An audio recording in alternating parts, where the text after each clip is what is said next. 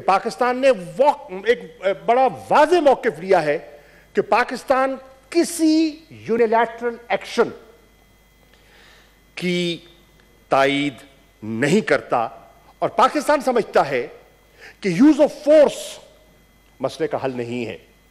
Use of force سے معاملات بگڑ سکتے ہیں, سلجھ نہیں سکتے. جناب والا, ہم بڑا واضح ہم نے ایک موقف اپنایا ہے اور ہم نے اعادہ کیا ہے ان پرنسپلز کا جو ساورنٹی اور ٹیریٹوریل انٹیگریٹی کی بات کرتے ہیں, جو انشرائنڈ ہیں یو این چارٹر میں. ہم نے بالکل کہا ہے کہ ہم ان اصولوں کی پاسداری کے قائل ہیں اور ان پر کھڑے ہیں.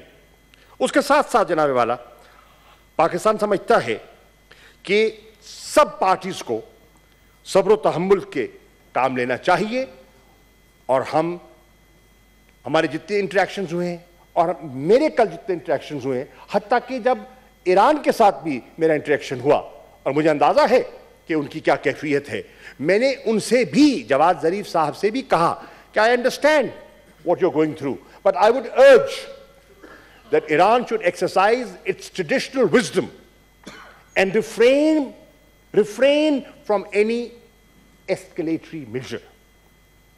Try and de-escalate in the larger interest of the region.